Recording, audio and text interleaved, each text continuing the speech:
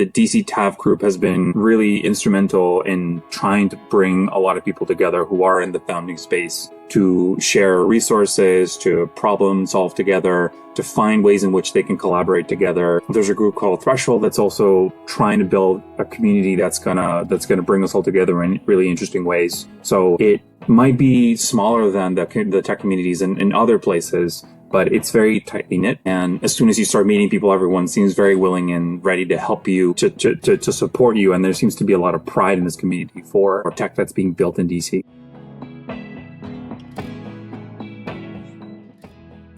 When developers use AI to build customer solutions in the business and startup world, there are certain things they want AI to do and certain things they don't.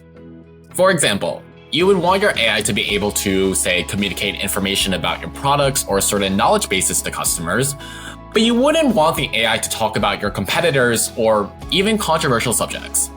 That's why Juan Manuel Contreras has built some really cool tools through his company Aymara that help align generative AI. We talk about the vision behind Aymara, safety and flexibility in AI, and how Aymara can operate within the DC tech scene in order to serve customers from all over. Let's get going. Welcome back to DC Decoded, a Gen AI podcast where we break down what happens when artificial intelligence meets the nation's capital. I am, as always, your host, Sam Lee. Today, we have Juan Manuel Contreras. Juan is a co-founder and the CEO of Aymara, which builds tools to align generative AI.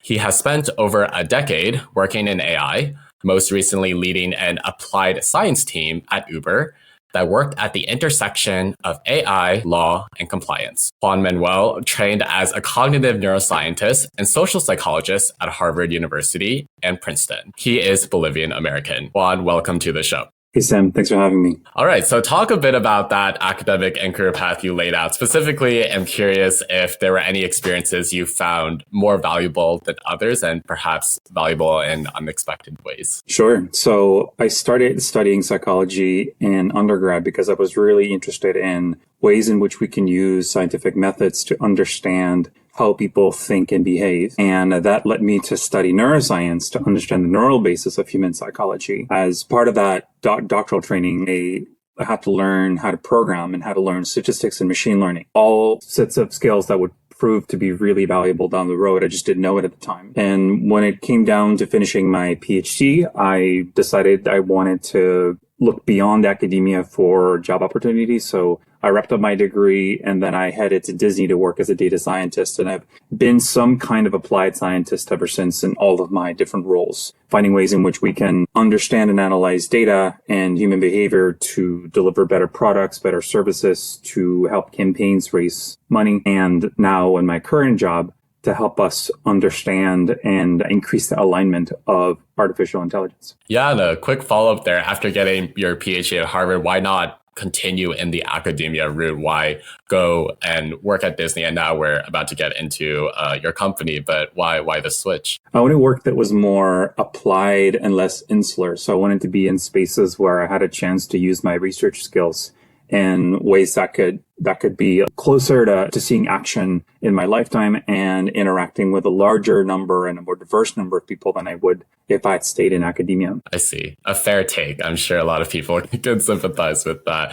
So let's shift to Aymara. Please explain what this company is to people who might not know about it. Sure. So as developers look to use artificial intelligence in products, say they want to create a chatbot that interacts with people in certain kinds of ways. You're selling a product, you're helping solve a customer problem, you're helping provide information to your users. There's a set of things that you want your AI to be able to communicate and to share to its users, like information about your products, about certain knowledge bases. And there's a certain set of information that you don't want it to share. You don't want it to talk about your competitors. You don't want it to share information about controversial subjects. You don't want it to use certain language that could be considered offensive or problematic. And right now for developers, it's not the easiest job to align AI to their intentions, to whatever it is they want the AI to say and do, and prevent it from saying and doing things that the developers don't want it to say or to generate. So I'm looking at this missing gap in alignment, started building a set of developer tools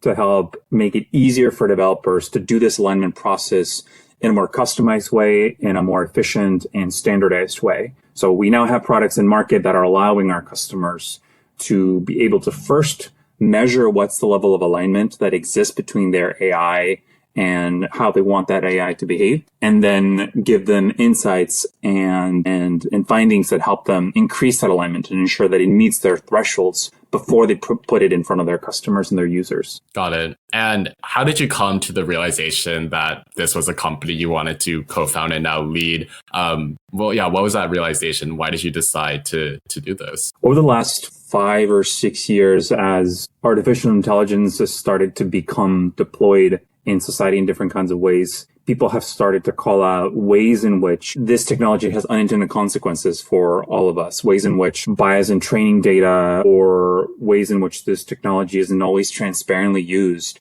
can have unintended consequences. For example, who gets flagged for risk of recidivism in ways that might correlate in ways we don't want it to with race and in different kinds of socioeconomic backgrounds. And I've been thinking a lot about the ways in which I could be part of an effort to address some of these concerns. And when generative AI became mainstream with the launch of ChatGPT in November of 22, and people started asking questions around how much bias is there in this technology? How likely is this technology to spread things like misinformation and disinformation? I went back to my research and my background in social psychology and neuroscience. I just so happened to have gotten my PhD from one of the labs at Harvard that really brought the measurement and the testing of unconscious bias in humans to the fore and attention of social psychology.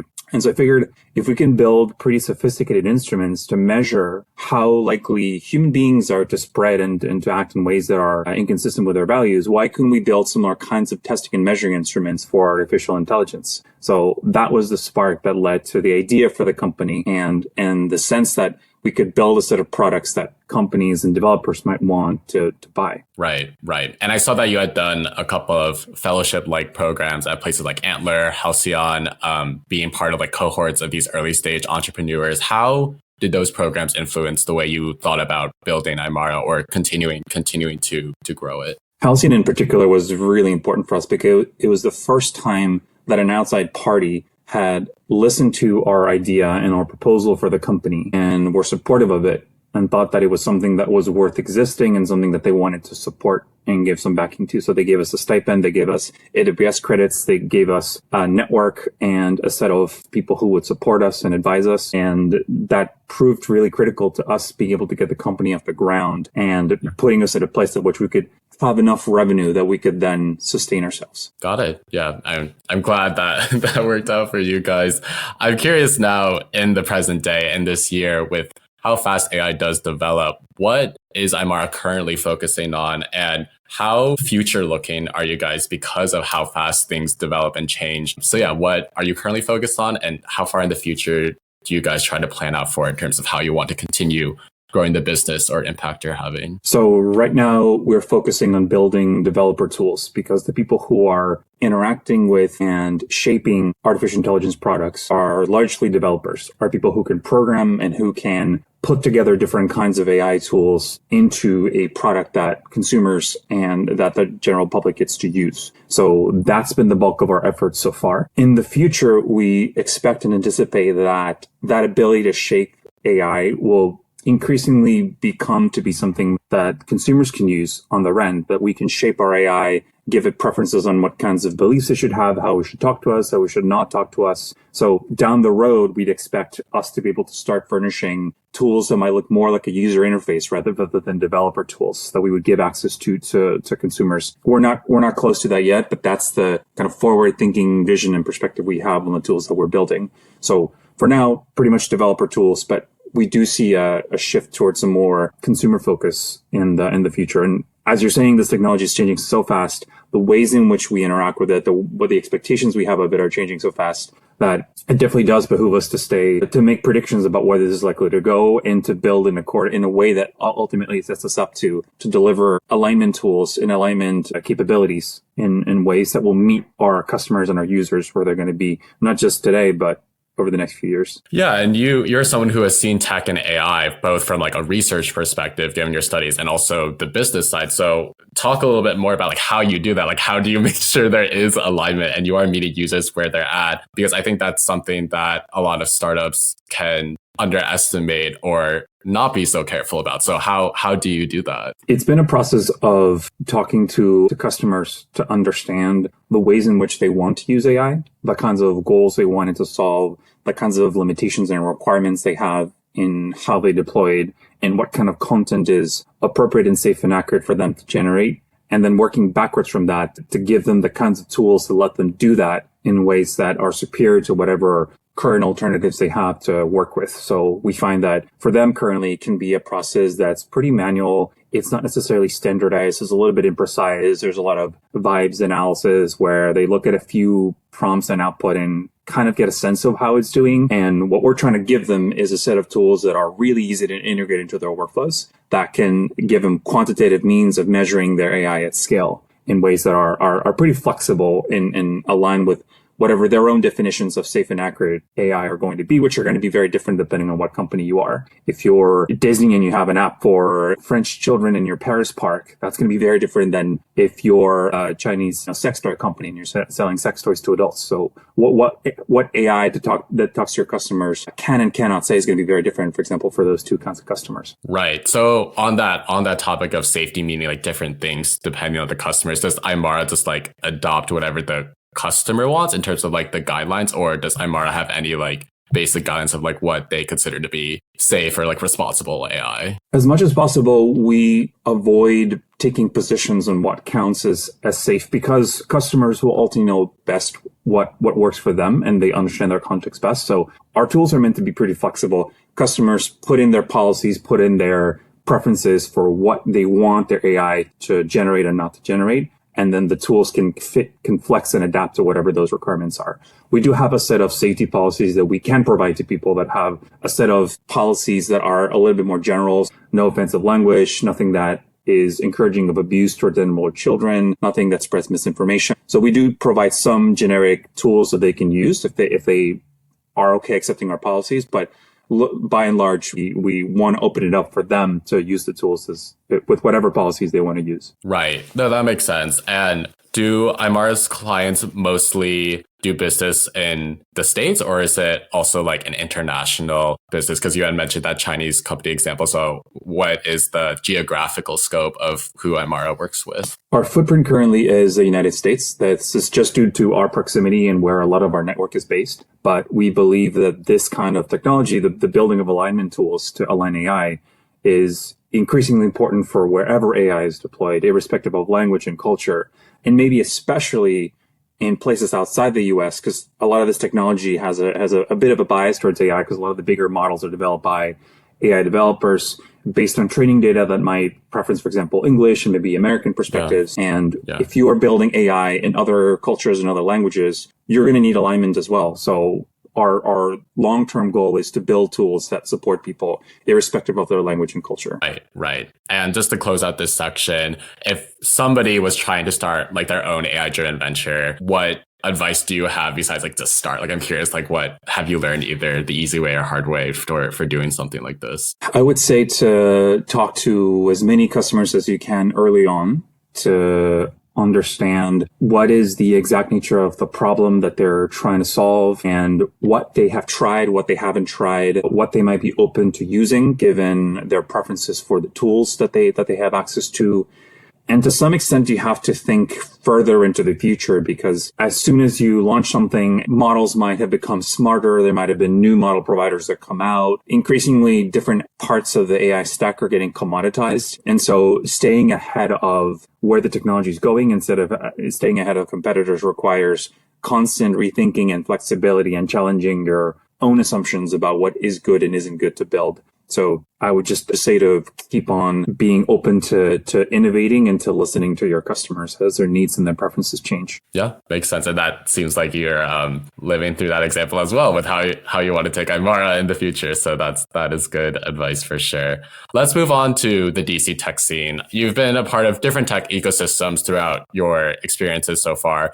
What do you think is unique about the DC tech scene, if anything? Maybe you don't think the DC tech scene's all that unique. From what I've seen is, and one of the reasons why I was personally attracted to living in DC is that a lot of people come to this city and this region because they want to be part of a larger mission. And they believe that the work that they can do as leaders or as individual contributors can be part of organizations that are aligned with their vision and their values for how you make the world a better place. So you do see some of that in the startups that you work with, people who are building in ways that are trying to make the government more efficient, that are trying to protect the United States through some sort of national security angle. You find that there are stronger relationships between the startups that are building and different players in this federal security ecosystem. That's one of the reasons why we decided to keep presence in DC, is because we strongly believe that alignment aligns not just with national security interests, but also with the kinds of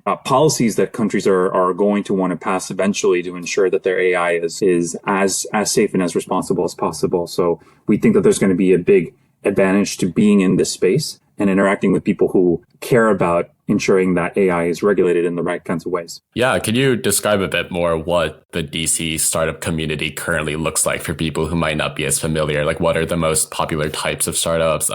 What do you guys do? Like, do you guys meet up, or let's talk a bit more about what the ecosystem looks like from the startup perspective? Yeah, there's a DC Tech meetup that tries to bring together a lot of people working in technology in the area generally, not just focused on entrepreneurship. The DC TAV group has been really instrumental in trying to bring a lot of people together who are in the founding space to share resources, to problem solve together, to find ways in which they can collaborate together. There's a group called Threshold that's also trying to build a community that's gonna bring us all together in really interesting ways. So it might be smaller than the tech communities in other places, but it's very tightly knit. And as soon as you start meeting people, everyone seems very willing and ready to help you, to support you. And there seems to be a lot of pride in this community for tech that's being built in DC. Yeah, and I think that's very important. On the flip side, what do you think would make DC an even stronger startup and tech ecosystem? Like, what is there left to do to continue this momentum I think you're describing? What are people currently working on? As to how to make it better, I would say that more support from DC. I haven't seen the city itself being more involved in creating spaces for tech startups to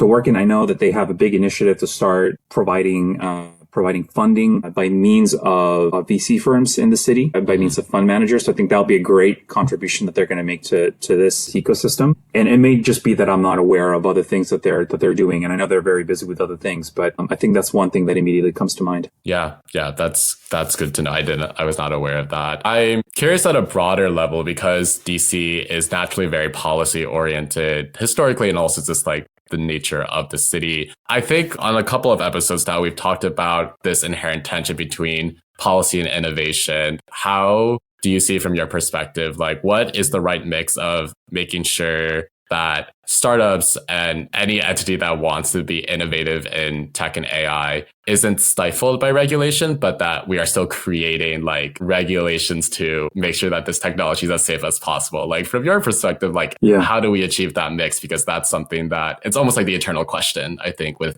tech and innovation. So I largely see them as not being sides of the same coin. So I think that regulation can actually encourage innovation in many interesting ways. So, for example, to the extent that regulation is preventing anti-competitive behavior from larger players, that allows smaller players like Aymara to have a better chance of succeeding in the market, to have more potential buyers for our technology and our services than there would be in a less regulated market. And that regulation can actually give everyone helpful and useful guardrails to the extent they're clear and being fairly applied for everyone to understand the rules of the game. And when you think about, for example, something like cars and how fast we can drive on the highway, part of the reason why we can drive so fast is because there's a lot of signs and decisions that have been made about how you create highways and where you put the signs to sort of like guide people and having really good brakes and, seatbelts and all kinds of technology that make it, you can think about it as, well, that's onerous and it's putting requirements on how cars are built,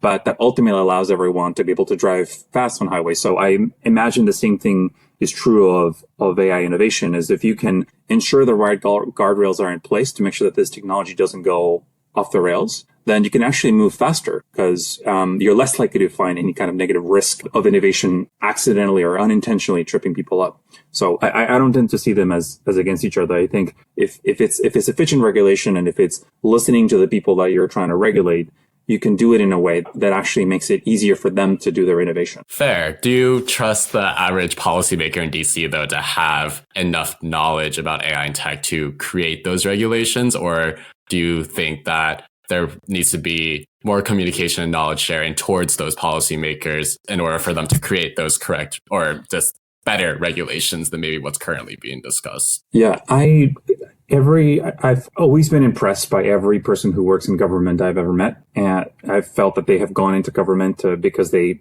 fundamentally believe in the important role that this institution plays for all of us, and that they're out there to do the best they can. I know government is not always the most efficient, and I trust that in tech regulation, there are going to be ways in which it's not going to be perfect, but I'm hoping that between tech companies and startups and regulators working together, we can find ways of making that regulatory process more efficient. Yeah, I don't know. I know that it's not perfect and people have disagreements about the level of regulation we currently have. Some say it's already too much. Others say we haven't passed major tech regulation in a really long time.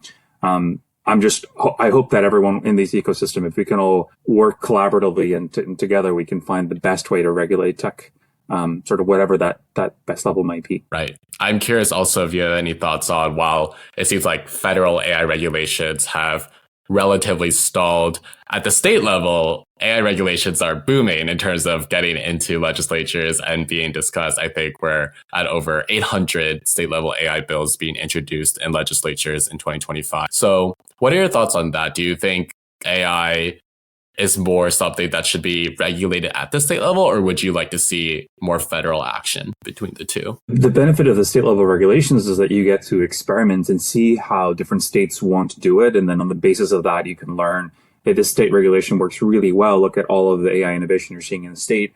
You might see that not happening in another state, or you might find that it's really onerous if you regulate it in a certain way. At the same time, I can tell you as a AI company, it can become expensive to serve customers across different state lines if the regulations you have to fit in different places are very different. Right. So I would imagine that you can get some benefits of both if you can have comprehensive federal regulations that try to give everyone certainty around how they can navigate and serve customers around the country, and allow some room for flexibility in different states. Right. Not being a policy person, I wouldn't be able to tell you what's the best way to combine those together. Sure. And we should probably have a policy person on to talk about that at some point. I'm curious, as like a quick follow-up, are there any state level AI bills that you're aware of that you think could help with the innovation? Or were you just saying that as like a hope that some of those AI bills will be helped with innovation? Yeah, I think that this one is just a hope. I think it depends on the specifics of the bills and what they're proposing.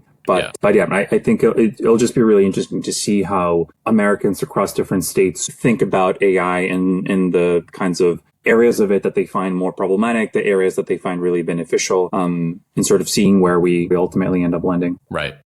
One last question for you. And since we've been so focused on DC, I'll expand it the other way to the international side. As AI continues to develop the way it does, we obviously see some level of cooperation across countries about how we want to approach it, but we also see a lot of tension and conflict about how countries want to approach regulating AI, promoting innovation, however they want to approach it. So from your perspective, like how much international cooperation should we have over a technology that's really borderless? Like it's not like defined by any geographical or man-made borders. From what you've seen, like how much international cooperation do we really need in this moment for how AI is developing? Yeah.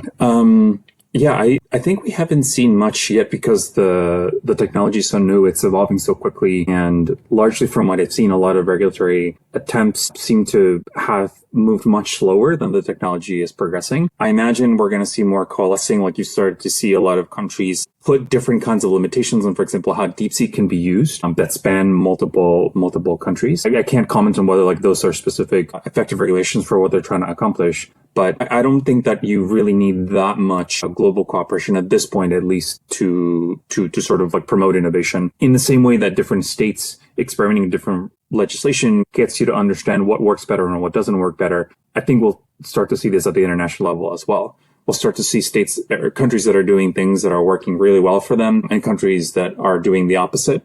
And then from that, hopefully the international community can start learning what works best for their own countries. And maybe we'll find some alignment and we'll find standards and regulations that maybe serve countries well. They'll be helpful for businesses that are trying to serve international communities of customers, to sort of get a set understanding of what a good baseline is across those countries. But not really holding my breath for something that is kind of like globally accepted anytime soon. Sure. It is hard to get all the countries to agree, as we have seen time and time again.